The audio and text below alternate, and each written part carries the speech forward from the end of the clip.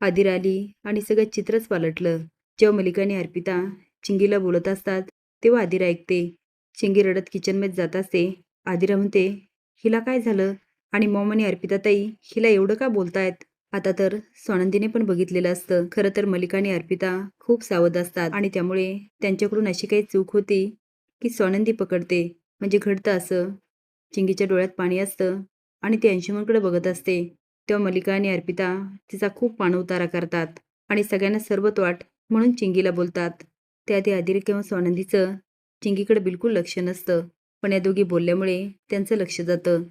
चिंगी तर किचनमध्ये जाते, पण अंशुमनच्या लग्नाचा एवढा काही लोड घेते की तिला चक्कर येते. आणि तेवढ्यात तिथे स्वानंदी पोहोचते आणि म्हणते, चिंगी अगं काय झालं? तुला बरं नाही वाटत आहे का?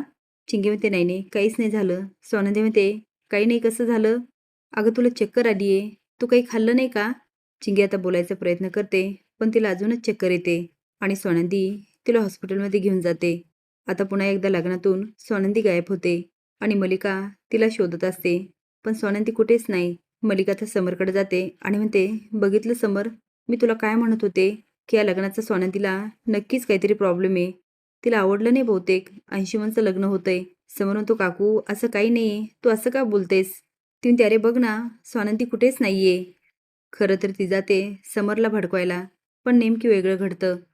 डॉक्टर चिंगीला म्हणतात, तुम्ही प्रेग्नंट आहात, कॉंग्रॅच्युलेशन्स.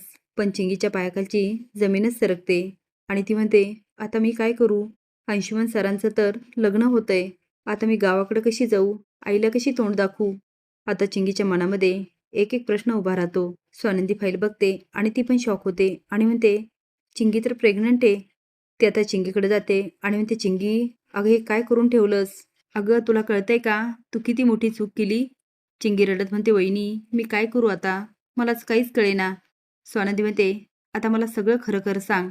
चिंगी म्हणते, अंशू आणि माझं एकमेकावर खूप प्रेम आहे. तो सारखं माझ्या मागे मागे फिरायचा.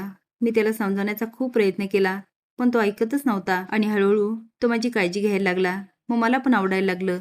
आणि वहिनी तो मला म्हणाला होता, मी तुझ्याशीच लग्न करणार. आणि आता बघा ना, अचानक बदलला. अंशूचं नाव ऐकून स्वानंदीला दिवसातारे दिसतात. ती म्हणते, अरे देवा, आज तर अंशूचं लग्न आहे. चिंगी म्हणते, वहिनी आज अंशुमनचं लग्न आहे, मी काय करू शकते? स्वानंदी म्हणते, लग्न तुझं लग्न होणार. ती चिंगीचा हात पकडते आणि घेऊन जाते. इकडे मात्र अंशू, अर्पिता आणि मलिका खूप खुश असतात आणि जवळजवळ लग्नाची विधी संपतच येतात. एकदाचं लग्न पार पडतंय यामुळे मलिका सुस्कारा टाकते. गुरुजी म्हणतात, नवऱ्या मुलाने आणि नवरी मुलीने एकमेकाला हार घालून घ्या. आता अंशुमन त्या मुलीकडे बघत असतो आणि ती मुलगी अंशुमनकडे बघत असते. मलिका आणि अर्पिता हरकून जातात. ती मुलगी अंशुमनला हार घालायला लागते. तेवढेच स्वानंदी ओरडते, थांबा. स्वानंदीबरोबर चिंगी आणि एवढ्या मोठ्याने ओरडते म्हटल्यावर मलिकाच्या काळजाचा ठोकाच चुकतो. स्वानंदी म्हणते, राजवाडे सॉरी, पण हे लग्न नाही होऊ शकत. मलिका म्हणते, लग्न होऊ शकत नाही म्हणजे? हे सांगणारी तू कोण? स्वानंदी म्हणते, काकू लवकरच कळेल मी कोण. अर्पिता म्हणते, मला माहीतच होतं ही काहीतरी गोंधळ घालणार. हिला वाटतच नव्हतं अंशुमनचं लग्न व्हावं. आजी म्हणते, स्वानंदी काय झालं? तू लग्न का थांबवतेस अंशुमनचं? स्वानंदी म्हणते, आजी हे अंशुमनच सांगेल. बोल अंशुमन, तू चिंगीबरोबर काय केलं? अंशुमन म्हणतो, मी काय केलं? हे बघ वहिनी, तू आता माझ्यावर राळ नको घेऊ हा. मॉम मी काही केलेलं नाही. स्वानंदी म्हणते, चिंगी आता सांग सगळ्यांना खरं. चिंगी म्हणते, वहिनी जाऊ द्या ना. आता गोंधळ तर होतो, पण तेवढेच स्वानंदी म्हणते की चिंगी अंशुमनच्या बाळाची आई होणार आहे.